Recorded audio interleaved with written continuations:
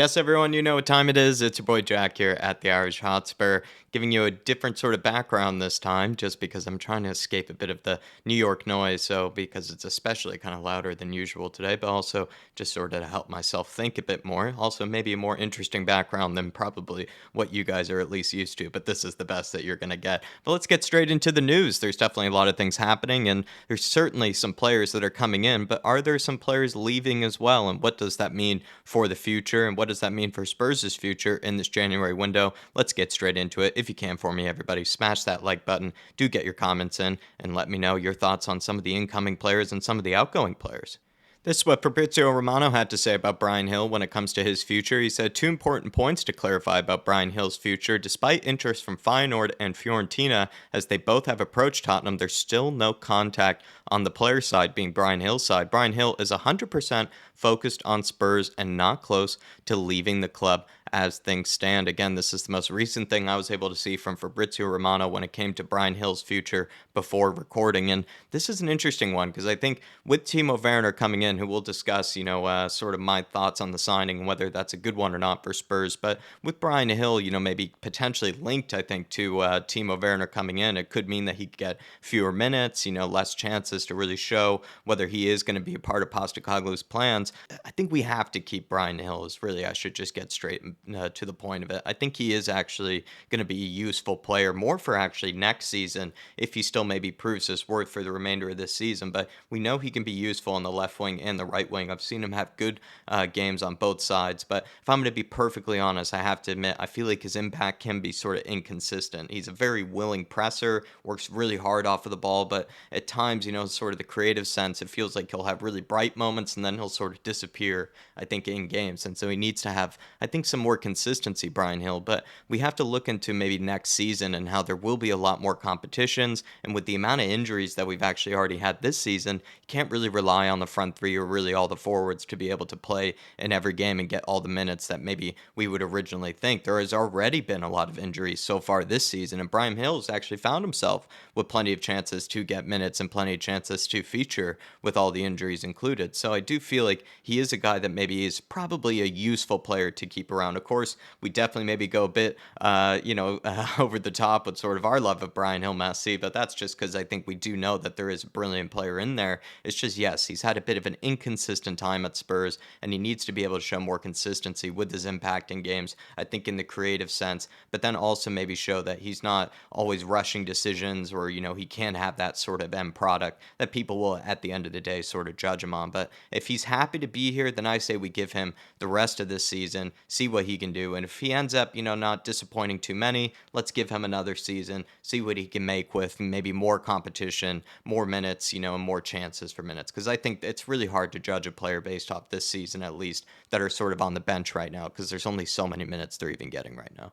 Other bit of news, of course, is Timo Werner is coming in, and I did end up recording this right before the fan show later on, so I haven't been able to see at least the images yet before recording, of him wearing the shirt and holding the shirt and all that beautiful stuff. But of course, people are already tracking the flights, doing all that good stuff ahead of this potential or this official, of course, signing of Timo Werner, the German. But I think this has to be said first: a signing that has been pushed by Ange Postecoglou. We always talk about backing the manager, let him sign the players that he thinks can, get the best out of, that are right for his system. And supposedly, I think I've seen some rumors that this has been one that's really been pushed by Ange. So I think we have to just sort of back Ange in this sort of moment if we are that sort of person that likes to sort of feel like the manager should have more control of the signings. But he is also going to be a very cheap signing, right? He's only just on a loan basis at this moment in time. And even if we were going to get him, which is only an option, on a permanent, it's really not all that much, right? I think it's under 20 million euros. And look at how many players recently that Spurs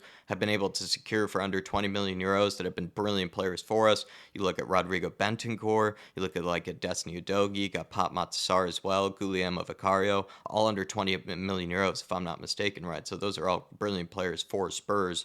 that have been able to, be secure for the cheap. And Timo Werner, he's 27, turning 28 in March of this year, I believe. And he's only, I think, has maybe a few, maybe to 3 or 4 years left at the top level, but it's not like he's already spent or anything like that. And he maybe could adapt his game a little bit, and not depend so much on the pace. But, we're still getting a player that hasn't exactly reached, already, the climax of his career. I think he is sort of still around, maybe his prime, and still could get definitely at least a few good years out of him. And also, too, we have to mention that in the Bundesliga, really, I think he's playing usually under managers in the past that already kind of have at least some of the foundations of what Ange Postecoglou believes in. They like the press, they like to think about as well, kind of working hard off of the ball and kind of moving quickly in a high tempo type of manner, especially in possession or even out of possession. And he had that under Hasenhüttl at RB Leipzig. He had that under Ralf Rangnick at RB Leipzig. He had that under Nagelsmann,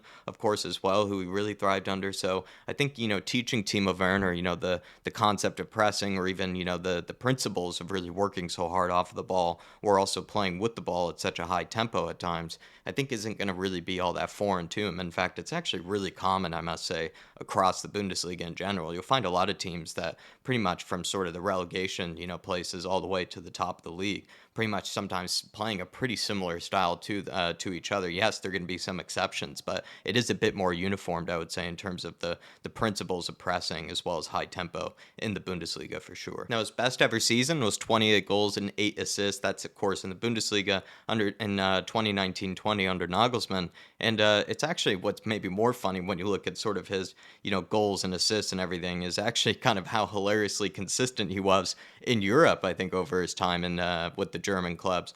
Because in 2017-18 in the Champions League, he got 6 matches. Sorry, he had 3 goals in that Europa League season of that same season after getting knocked out of the Champions League.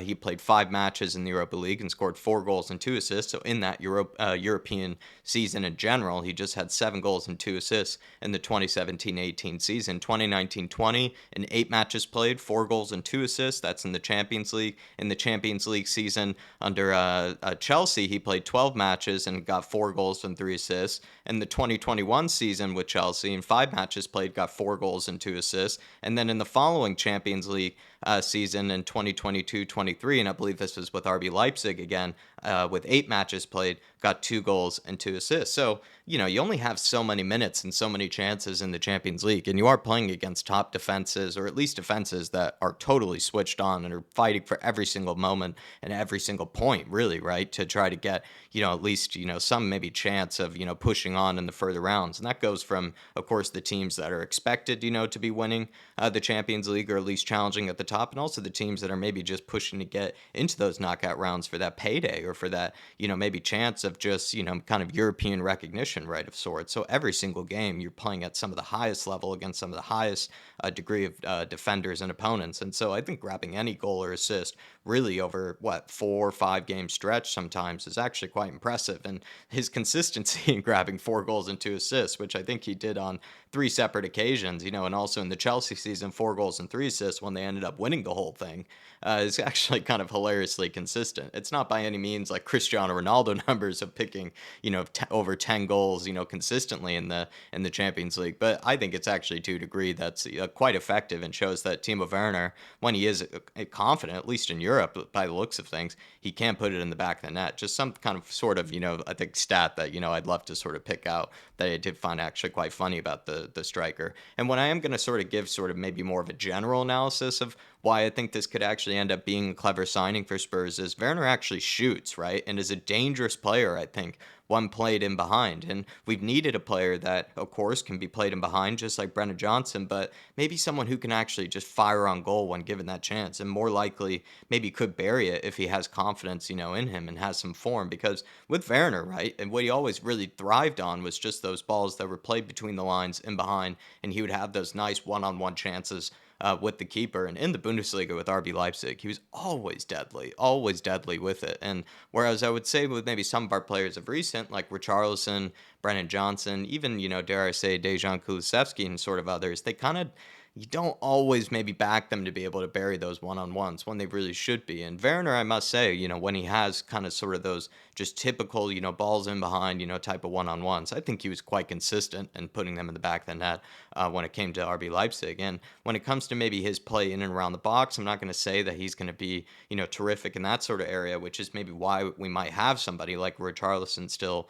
playing up there. But I do think Werner actually is somebody that will shoot on sight when given the chances to do so. And I think we have been a bit guilty of this season, just trying to create the perfect goal a bit too often when there already is kind of a gap. There already is sort of a chance to fire on goal. And some of our players just really don't take it as much as they should. Whereas I think Werner will. I think at the end of the day, he is a striker. A lot of strikers will just rather shoot in those chances than they would rather lay it off to somebody else. So something to think about there. And I think something I really just emphasize really here is that, we've been kind of utilizing players' pace, playing them in behind like Brendan Johnson, Sonny, etc., even Richarlison. But I think with Werner, this is something that he's actually thrived in the past. So I could see why maybe he wants to play in this Ange Postecoglou team. And when it comes to maybe who he's going to be pushing out, who he's going to maybe be kind of fighting for places with, I actually do think it could be somebody like a Brian Hill, could be someone like a Brennan Johnson. I think, yes, he'll be pushing maybe with Richarlison as well for that striker position, but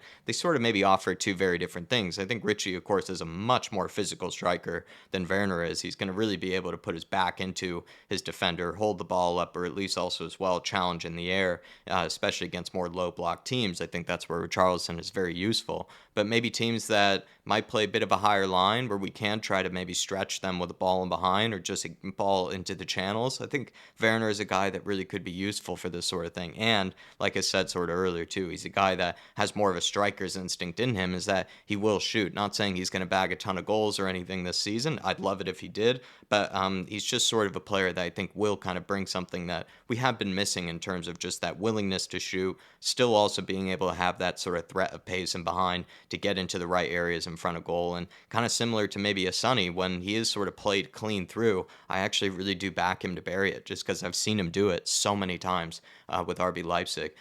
Well, everybody, that about does it on this one. I just wanted to get my sort of thoughts on Brian Hill's future because he is being connected to Feyenoord and Fiorentina. I do think he should stay. I think we should give him season and a half, basically, especially in this next half season if he does make some sort of impact to maybe sort of earn that bit of trust for the following season. And I think he'll show to be a very useful player, at least a useful squad player at the end of the day. Probably an expensive one at that, but, that's all we need really when it comes into this European campaign. And then when it comes to Timo Werner, I'm excited to see what he can bring to sort of that forward line and maybe what we've been missing of recent. It's just a guy that just can be a bit more selfish, fire on goal, take that chance when it's maybe presented, and I think he could surprise some of us and maybe bury some of them that maybe we weren't expecting, or just show us that when there is that sort of chance, when there is that gap to shoot, that he will take it. And also when he's played clean through, I think he'll be very deadly as well. But we'll see everybody. Come on, you Spurs. In the big Ange we trust. Hit that like button. Get your comments in down below for me at the end. And yeah, we'll see you in the next video.